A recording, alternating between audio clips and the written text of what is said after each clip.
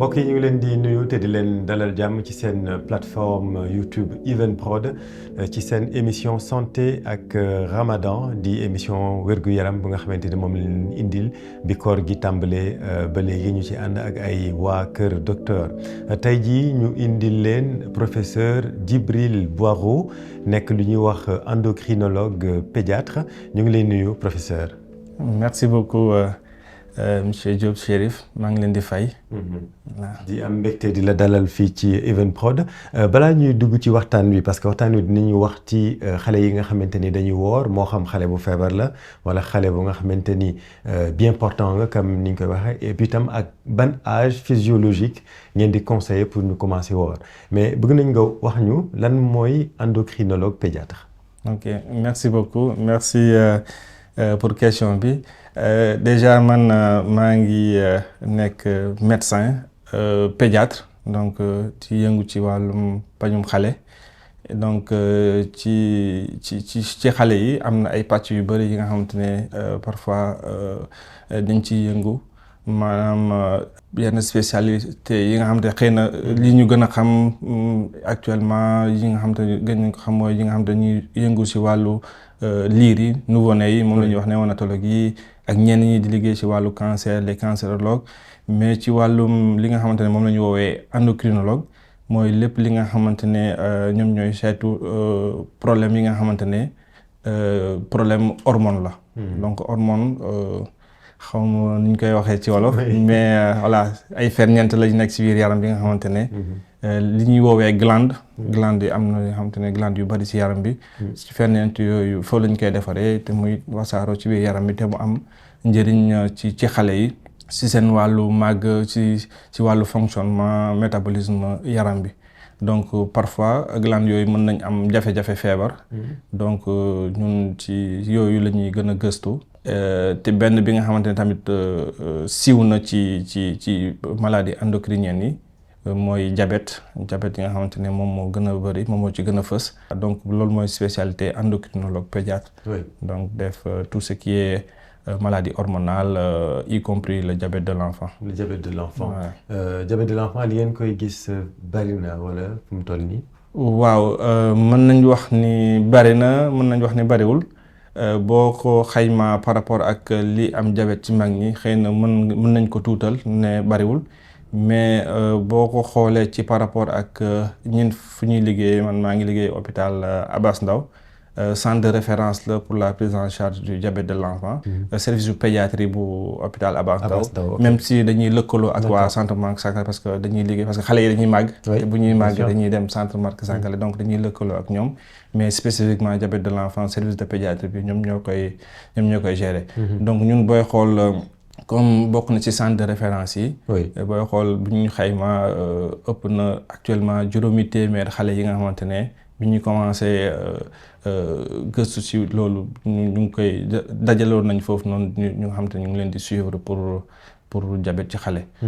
À partir de quel âge ngeen di gis fréquemment xale yu am diabète. li ci ëpp période bi nga xamante ne moom la ñuy woowee l'adolescence maanaam. Commencé ko 10 ans jëm ba 18 ans ñoom ñoo ëpp ci li ñuy gis diabète ci xale mais pas plus tard que ce matin am benn xale bu am juróomi at bi nga xamante ne malheureusement dañ ko diagnostiqué diabète parfois nga am ci ay liir am na ki ci gën a ndaw ki ñuy diagnostiqué boobu bi ñuy am 20 jours la ñuy diagnostiqué diabète ci moom. mu judduwaale ko kon. waaw parce que bu teelee feeñ judduwaale la moom la ñuy woowee. Diabète néonatal souvent c'est génétique. donc dañ koy judduwaale avec une manifestation dans les premiers mois de vie. Ouais. Donc dans les premiers mois de vie mu war a adapter dundam. avec le diabète mu nekk loo xamante ni ñu koy waxee parents yi c'est lourd non. waaw c'est vraiment très compliqué parce que c'est maladie feebaru dëkkaale la te feebaru dëkkaale maanaam mooy que. bi ngay sa giru dund da ngay nekk ak moom.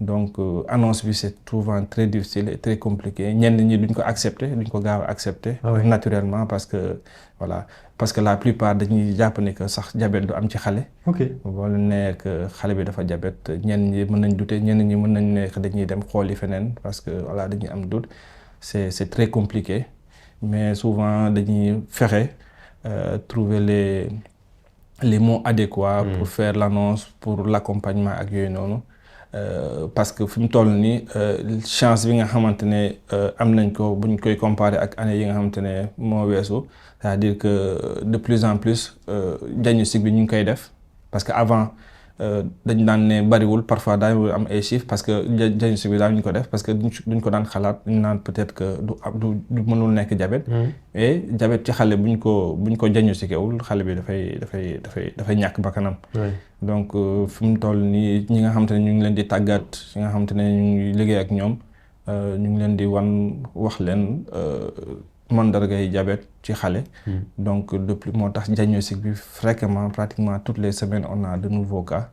et c'est quoi mandargay diabète ci xale lan la. mandargay diabète ci xale wutewul trop ak mandarga diabète lu ko wutale ak dinaa si ñëwaat ci diabète bu mag mais le plus souvent mooy yi nga xamante ne xale buy saw lu bari muy doon guddi wala bëccëg surtout guddi di naan lu bari di jeex di lekk te li muy lekk du feeñ ci yaramam.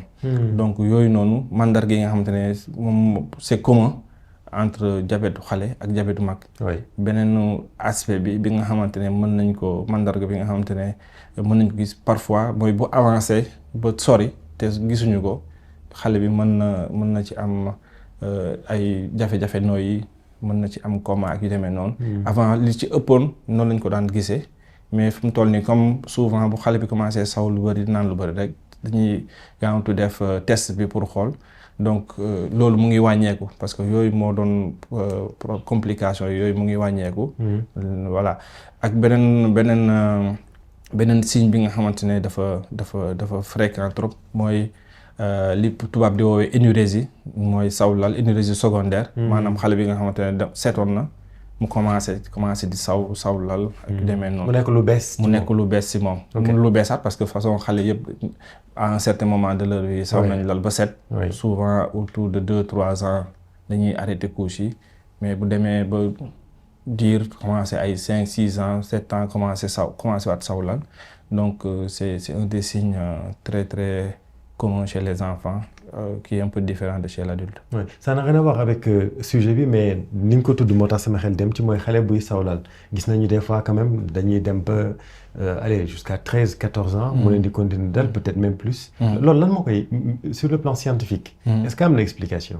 waaw am na explication parce que mën na doon feebar. donc loolu faaw ñu gëstu ko parce que normalement nit nu muy doxee. warul mën a continuer di sawlal ba passé 5 ans bu. passé 5 ans di sawla rek c'est-à-dire que y a probablement am na feebar donc feebar bi mën na nekk ci rein yi ci appareil urinaire bi mën na nekk aussi au niveau fi nga xamante ne foofu la ñuy contrôler saw bi ak yooyu noonu au niveau cérébral mën na nekk aussi un problème juste de anatomique c'est-à-dire ci vessie bi ak yooyu noonu quoi donc yooyu day soxla gëstu pour ñu xam exactement le problème bi santé et Ramadan ci la ñu nekk donc ak professeur Djibril Boiro dinañ ñëw ci les besoins nutritionnels spécifiques de l'enfant ci période de croissance dinañ ñëw itam ci les signes cliniques de déshydratation ou de fatigue à surveiller.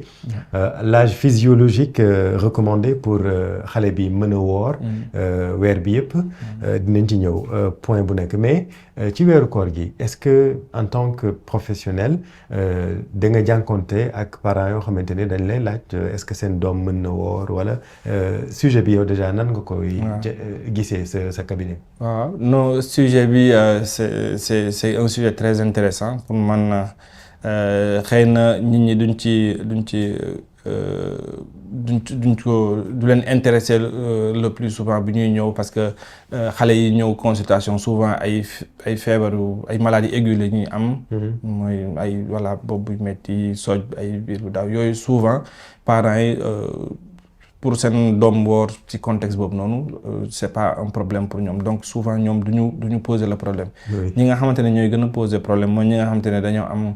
feebaru dëkkaale comme diabète ñi nga xamante ne dañuy soxla ay conseils ñenn ñi duñu laaj conseil mais ñun dañuy jël les devants parce que daaw par exemple xaw nañ ci def benn travail par rapport ak ñi nga xamante ne bëgg nañ woor ñu dajale leen expliquer leen conditions accompagner leen pour ñu am bañ a am problème parce que ki nga xamante ne dafa am feebar ki nga xamante ne dafay soxla yenn garab yi bu wooree te jëlu garab bi mën na ko lor donc très souvent Ramadan bi day am un pic si xale yi nga xamante ne ñu ngi leen di suivre pour maladie chronique notamment diabète bi ñi nga xamante ne dañuy am ay complications aiguës parce que dañoo décider woor parce que ñëpp a ngi woor ci kër gi.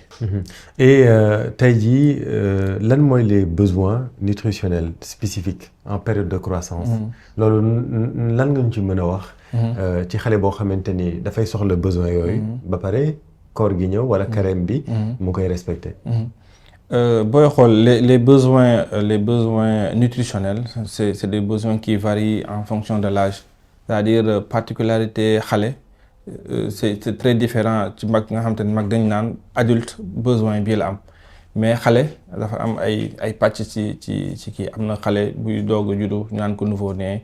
am na xale bu nga xamante ne benn weer ba 2 ans et demi wala parfois 3 ans mais surtout 2 ans et demi ñu naan ko nourrisson xale boobu noonu besoin mi c'est spécifique.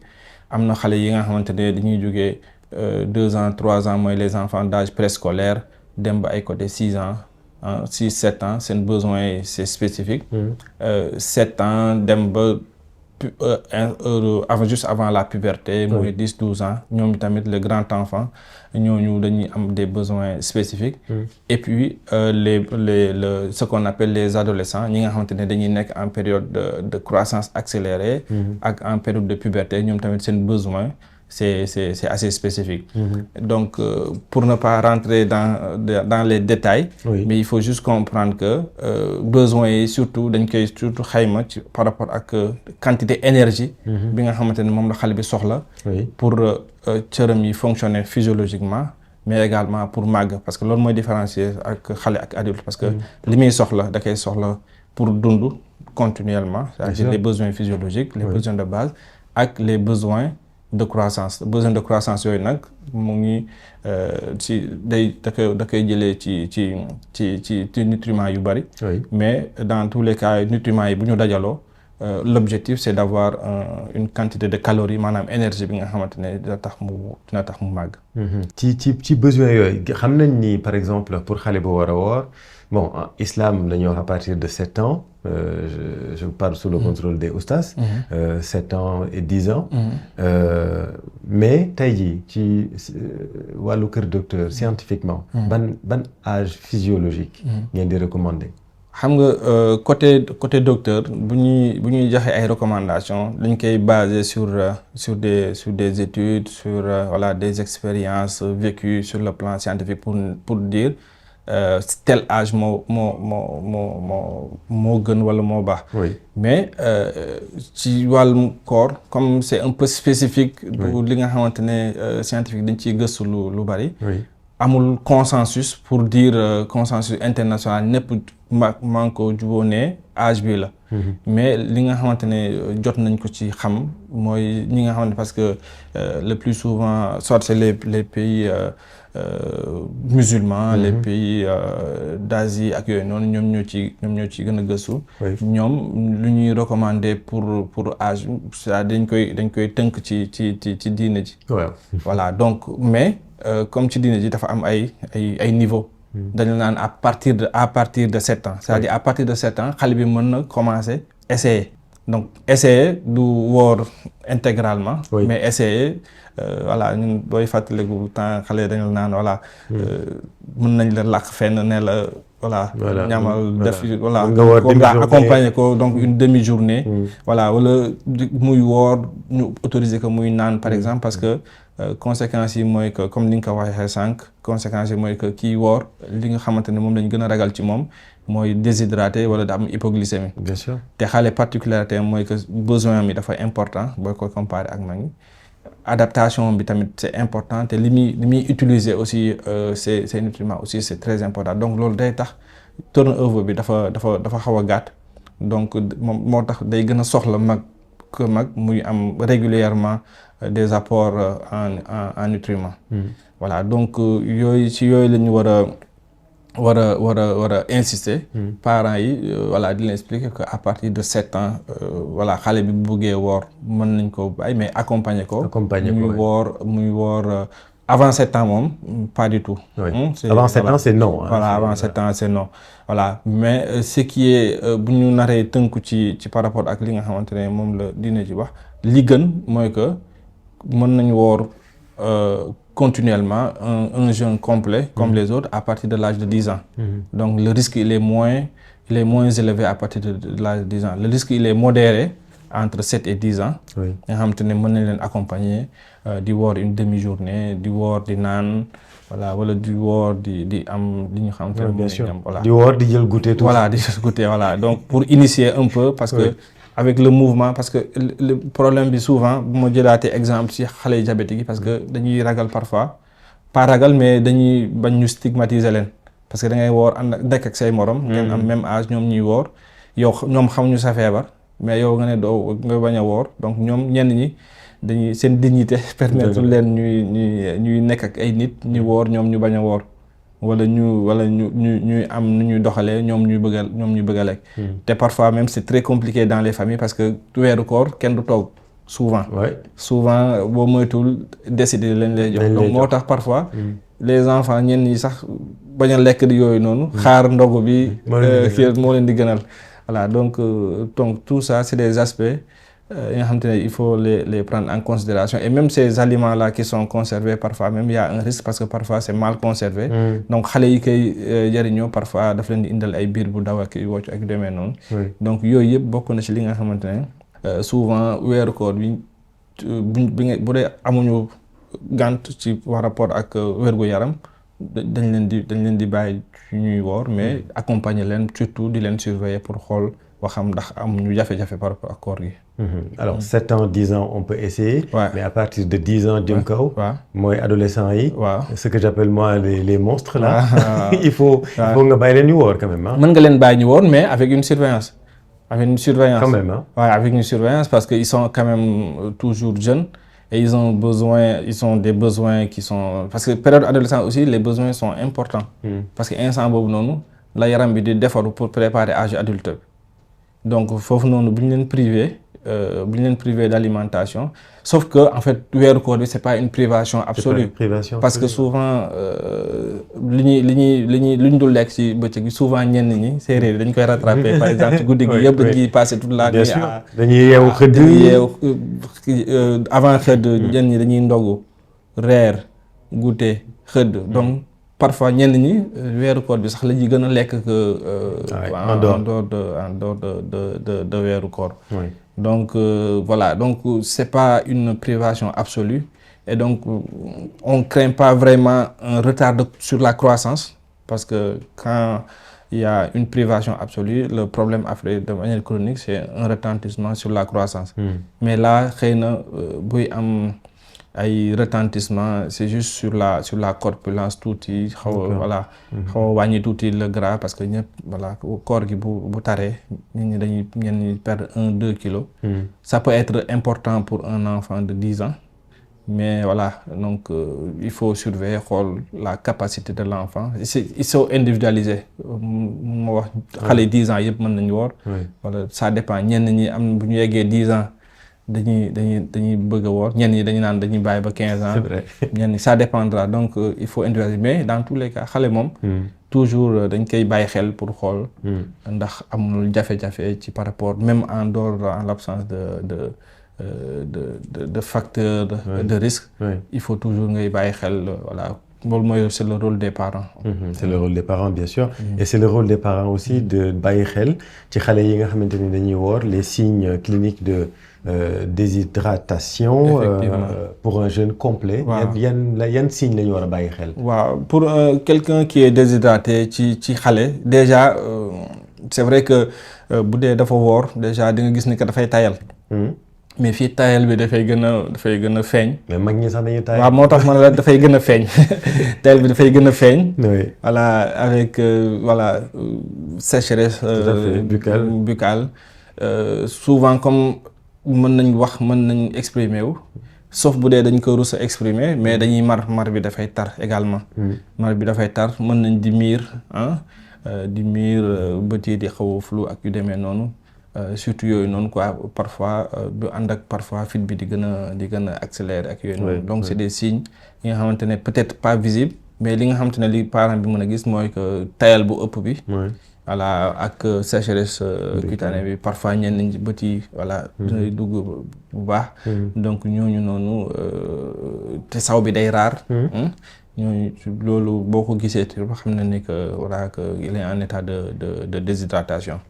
Voilà. Et tey jii lan mooy les conseils les conseils pratiques pour initier progressivement xale par exemple sànq wax nga 7 à 10 ans mais yan conseil par exemple concrètement nan ngay conseiller un parent qui veut initier le jeûne à son enfant? Bon comme je l'ai dit tantôt xëy na mën na bañ a xëdd mën na ndékki par exemple heure ndékki et puis woor une demi-journée bi ay 14-15 heures yooyu moom mën na négocier ak l'enfant pour lui expliquer en fait l'objectif. Voilà que mu bañ a peut-être au vu au-dessus de tout le monde mu bañ a nekk un sujet même parce que parfois xale yi boo leen di mën na nekk de la rigolade di ko tooñ di ko yooyu noonu yooyu moom mën na ko gêner bu ëllëgee boo ko bëggee def loo un demi-jeûne mu bañ ko te loolu mën na ko jural conséquence donc parents yi ñoom mën nañ xool naka la ci sutura naka la ñuy accompagner xale yi di def ay demi-journée au début et puis progressivement pendant les week-ends parce que l'autre chose qu'on n'a pas dite c'est par rapport à l'école. Oui.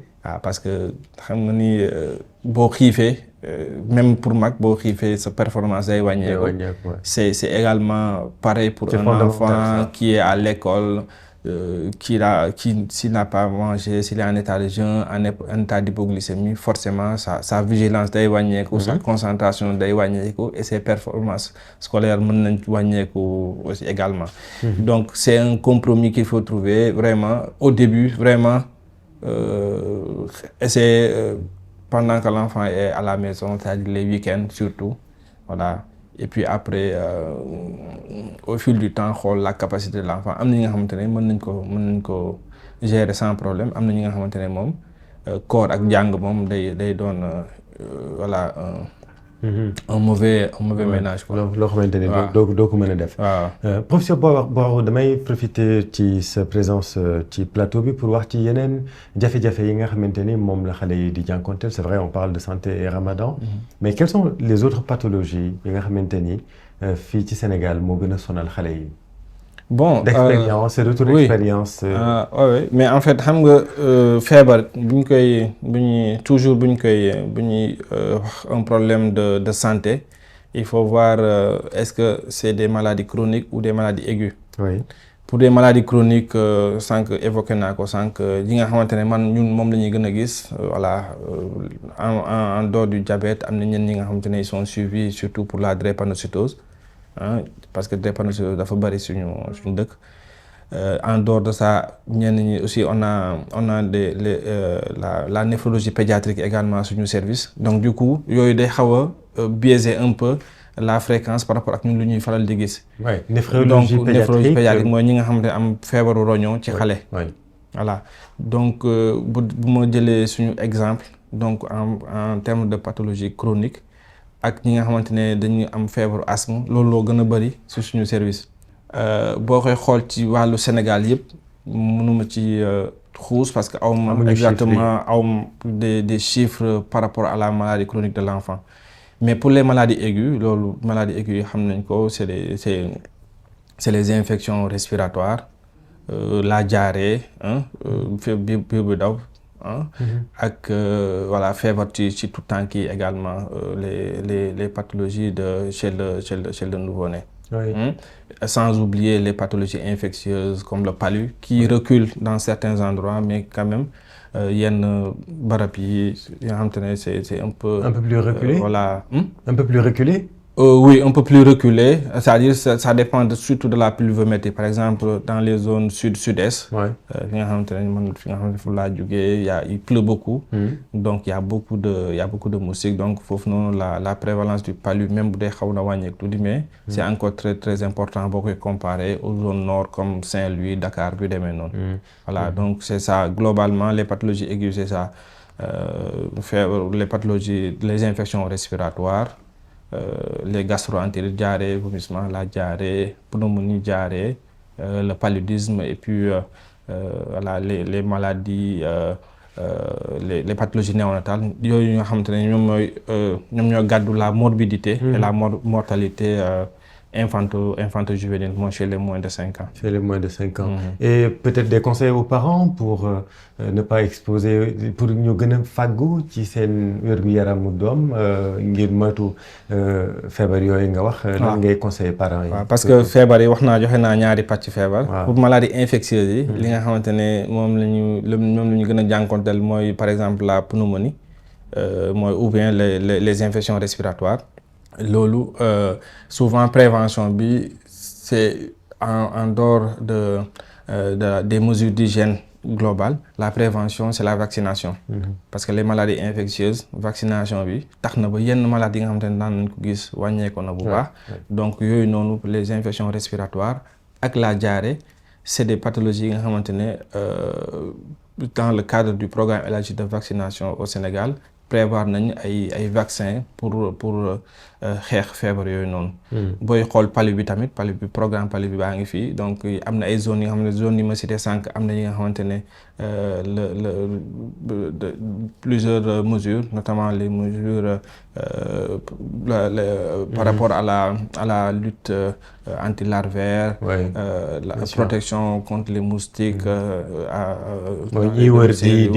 di pomper, mais également du tëdd ci moustiquaire imprégné dans certains endroits, éviter le contact en fait entre les moustiques et les humains, voilà, soit en mettant des habits longs, tëdd ci moustiquaire en fonction de la zone. Parfois on te dit tëdd ci moustiquaire 12 mois sur 12, voilà, donc pour éviter la transmission par rapport au palu. Les maladies diarrhéiques, c'est l'hygiène également, l'hygiène des mains. Voilà, benn diarrhée bi sonal xale yi mooy diarrhée à rotavirus boobu am na tamit vaccin am si dans le cadre du PEV. Voilà, donc globalement c'est ça. Les maladies chroniques yi ma wax diabète bi moom ci xale moom daanaka kenn mënu ko moytu parce que xamuñu nu muy kañ lay ñëw. C'est contrairement diabète chez l'adulte. nga xamante ne si tu boo defee attention ci hygiène de vie bi peut-être. Non, parce que le diabète de l'enfant souvent moom la ñuy woowee le diabète de type 1. Le diabète de type 1 c'est différent du diabète qui est le plus fréquent chez l'adulte mooy du diabète de type 2 bi nga xamante ne c'est lié justement à l'hygiène de vie ak yooyu noonu. Fii le diabète de type 1 n'est pas lié forcément à l'hygiène de vie. La cause exacte, elle n'est pas connue. Donc, quand la cause n'est pas connue, la prise en charge, en fait, la prévention, elle devient compliquée. Difficile. Voilà, donc, tout ce qu'on sait, c'est qu'à un certain moment, cër bi nga xamante ne moom mooy defar insuline ci biir yaram bi cër boobu day yàqu. Li ko yàq nag, voilà, il y a plusieurs théories, mais doo xam exactement lu ko yàqu ak kañ la yàqu.